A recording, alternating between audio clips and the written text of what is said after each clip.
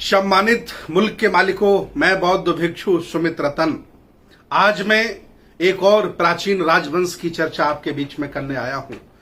इतिहास उठा के देखिए, उसका नाम मिलता है पाल राजवंश।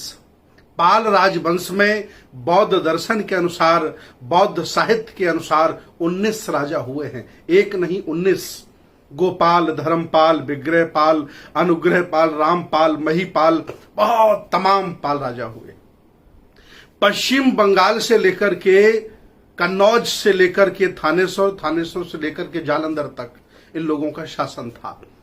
इस दौरान जितने भी आक्रांता आए, इन लोगों ने उनको पटकनी दी और बाहर निकालने का काम किया। ये सभी राजा श्रमण संस्कृति के पुरोधा थे।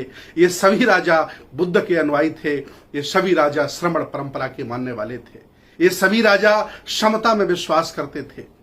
आज पाल वंश के लोगों को गडरिया कहा जाता है, धनगर कहा जाता है, बघेल कहा जा सकता है, और अलग अलग राज्यों में अलग अलग भाषा में अलग अलग नाम हो सकते हैं। लेकिन मैं आपको बता दूं, ये राजवंश भारतीय इतिहास में सबसे स्वर्णिम राजवंश है। इस राजवंश के द्वारा इतिहास में लिखा है कि विक्रमशिला विश्वविद्यालय पाल राजाओं ने बनवाया। नालंदा, तक्षशिला, उदंतपुरी, विक्रमशिला, सिरपुर जैसे विश्वविद्यालयों का जीर्णोद्धार पाल राजाओं ने किया। पाल राजाओं ने इस देश को बहुत कुछ देने का काम किया है। लेकिन आज ये पाल वंश, ये खानदान, ये धर्मपाल का खानदान, उनका खान पर वंश जिन लोगों के सामने गिड़गिड़ा रहा है, कभी जब ये राजा हुआ करते थे तो ये लोग उनके वहां पानी भरा करते थे, ये लोग उनके यहां नौकरी किया करते थे, उनकी कृपा पर जीते थे। इसलिए देश भारत के अल्पजनों ने, देश भारत के मनुवादियों ने, ब्राह्मणों ने इस पाल वंश का काम क्या दिया? चराइए आप जानवर, भेड़ें चराइए आप, गडरिया कहकर के अपमानित किया। मैं आह्वान करता हूं इस राजवंश से, आप अपने आप स्वाभिमान जगाइए, इतिहास पढ़िए, 19 पाल राजाओं का इतिहास पढ़िए। अगर आपके पास नहीं है तो हमसे संपर्क करिए, मैं आपको इन राजाओं का इतिहास उपलब्ध कराने की जिम्मेदारी लेता हूं। और मैं, चूंकि आपने इस देश को संभाला है, इस राष्ट्र को बेहतर बनाया है, इसलिए मैं चाहता हूं कि आज फिर ऊर्जा इकट्ठी करिए, बुद्ध की संस्कृति को धारण करिए, श्रमण परंपरा से जुड़िए, छोड़िए इन आडंबरों को, छोड़िए इस मनुवाद को, और आइए मैं आह्वान करता हूं, इस देश को संभालिए।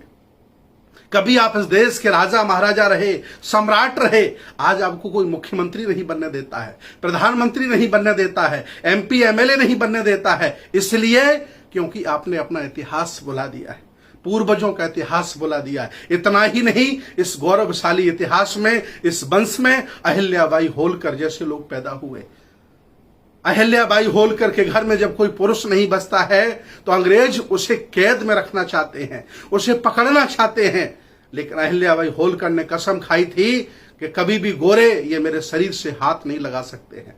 युद्ध में लड़ी, हजारों अंग्रेजों को मारा, और जब लगा कि हम गिरफ्तार हो जाएंगे तो अपनी ही कटार से अपनी हत्या कर ली, अर्थात इस वीर गति को प्राप्त हो गई, शहीद हो गई। ये अहिल्याबाई होलकर है, इसी खानदान का मान सम्मान है। इतना ही नहीं, आगे चल करके पेरियार रामास्वामी नायकर इसी खानदान में पैदा हुए, और उन्होंने ढोंग को, पाखंड को उखाड़ के फेंका। आज भी उनके खानदान के लोग तमिलनाडु की सरकारें चला रहे हैं।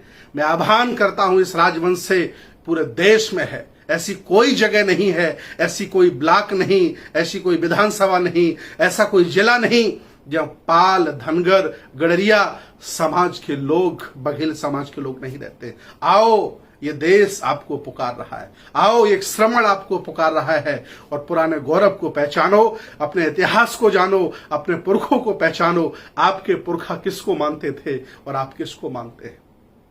क्या खूबी थी आपके पुरखों में कि देश के सम्राट हो गए, और क्या आपने गवा दिया कि आज भेड़ों बकरियां चराने की नौबत आ गई? नहीं, इतिहास पहचानो, पुरखों की विरासत को जानो। आज नहीं कल एक दिन फिर आप देश के शासक बनोगे। आओ मेरे पुराने बौद्धों, आओ पाल समाज के राजा महाराजाओं, आओ। ये देश, ये बुद्ध की संस्कृति आपकी तरफ निहार रही है, आपको पुकार रही है। बहुत बहुत साधुवाद, बहुत बहुत धन्यवाद। मैं पाल समाज के, धनगर समाज के, गडरिया समाज के सभी राजा महाराजाओं से निवेदन करता हूं कि इस वीडियो को वो शेयर करें ताकि सभी लोग जान पाएं कि गौरवशाली प्राचीन पाल वंश कितना ऐतिहासिक था और उसने भारत को क्या दिया।